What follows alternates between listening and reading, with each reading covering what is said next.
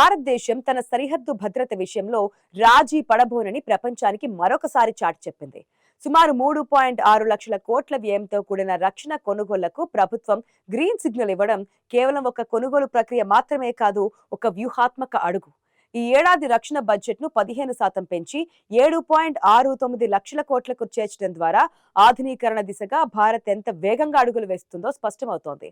ముఖ్యంగా వైమానిక దళం కోసం 114 రఫేల్ యుద్ధ విమానాలు, నౌకాదళం కోసం బోయింగ్ P-81 నెప్ట్యూన్ నిఘా విమానాల ఎంపిక వెనుక లోతైన సైనిక వ్యూహాలు దాగి ఉన్నాయి. ప్రస్తుతం భారత వైమానిక దళం ఎదుర్కొంటున్న అతిపెద్ద సవాలు తగ్గుతున్న స్క్వాడ్రాన్ల సంఖ్య. ఆదర్శంగా ఉండాల్సిన 42 స్క్వాడ్రాన్ల స్థానంలో ప్రస్తుతం కేవలం 29 మాత్రమే ఉన్నాయి.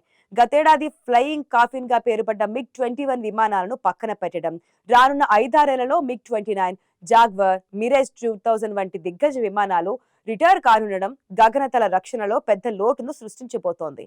ఈ శూన్యాన్ని పూడ్చడానికి స్వదేశీ తేజస్ విమానాల ఉత్పత్తి వేగం పుంజుకోవాల్సి ఉన్నప్పటికీ తక్షణ అవసరాల దృష్ట్యా రఫేల్ వంటి మల్టీ రోల్ యుద్ధ విమానం అవసరం ఎంతో ఉంది. 114 రఫేల్ విమానాల్లో కేవలం 18 మాత్రమే ఫ్రాన్స్ నుండి నేరుగా దిగుమతవుతాయి. మిగిలిన 90కి పైగా విమానాలను భారత్ లోనే తయారు చేస్తున్నారు. రక్షణ శాఖ కార్యదర్శి రాజేష్ కుమార్ పేర్కొన్నట్లుగా ఇందులో 40 నుండి 50% స్వదేశీ భాగస్వామ్యం ఉండాలనేది భారత పట్టుదల. ఇక ఫ్రాన్స్ వెలుపల రఫేల్ విమానాన్ని ఇంత భారీ స్థాయిలో నిర్మించడం ఇదే తొలిసారి. ఇది భారతదేశాన్ని కేవలం ఆయుధాల కొనుగోలుదారుగా కాకుండా అంతర్జాతీయ స్థాయి తయారీ కేంద్రంగా మార్చడానికి దోహదపడుతోంది. మధ్యవర్తులు లేకుండా జరుగుతున్న ఈ పారదర్శక ప్రక్రియ భారత రక్షణ కొనుగోళ్ల తీరులో వచ్చిన మార్పును సూచిస్తోంది. రక్షణ నిపుణుడు రాహుల్ బేది విశ్లేషణ ప్రకారం రఫేల్ ఎంపిక అనేది హఠాత్తుగా తీసుకున్న నిర్ణయం కాదు. 2007 టు 2008 నుండి సాగుతున్న చర్చల పరంపర ఇది.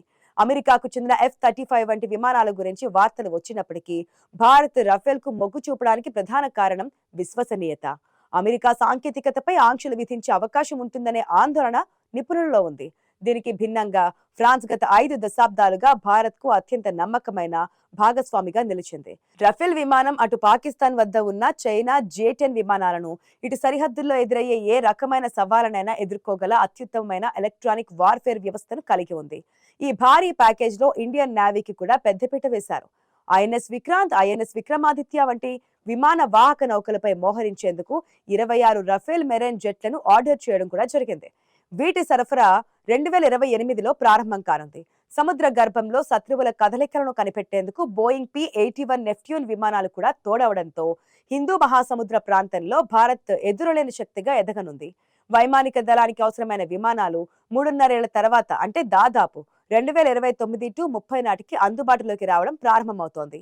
ఒకవైపు రఫేల్ రాకను ఆహ్వానిస్తూనే రక్షణ నిపుణుడు మనోజ్ జోషి వంటి వారు స్వదేశీ తయారీపై దృష్టి పెట్టాలని హెచ్చరిస్తున్నారు.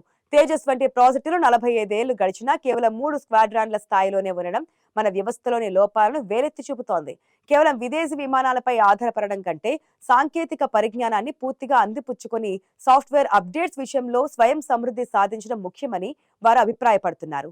అయినప్పటికీ రఫేల్ ఇప్పటికే భారత వైమానిక దళంలో భాగంగా ఉన్నందున కొత్తగా మౌలిక సదుపాయాల కోసం అదనపు ఖర్చు లేకుండానే వీటిని నిర్వహించవచ్చు అనేది ఒక సానుకూల అంశం. ఫ్రాన్స్ అధ్యక్షుడు ఇమాన్యుయల్ మెక్రాన్ ఇండియాలో పర్యటన ఈ ఒప్పందానికి గ్రీన్ సిగ్నల్ రావడం వ్యూహాత్మక ప్రాధాన్యతను సంతృప్తిపరుస్తోంది. ఉత్తర మరియు పశ్చిమ సరిహద్దుల్లో చైనా, పాకిస్తాన్ల ఉమ్మడి సవాళ్లను ఎదుర్కోవడానికి రఫేల్ ఒక గేమ్ చేంజర్ గా నిలవబోతోంది. 176 రఫేల్ విమానాల బలంతో భారత్ ఆసియా ఖండంలోనే అత్యంత శక్తివంతమైన వైమానిక దళాల్లో ఒకటిగా అవతరించనుంది. ఆధునిక సాంకేతికత, మేక్ ఇన్ ఇండియా నినాదం మరియు సరిహద్దు భద్రత, ఈ మూడింటి కలయికతో భారత్ తన రక్షణ కవచాన్ని మరింత పటిష్టం చేసుకుంది.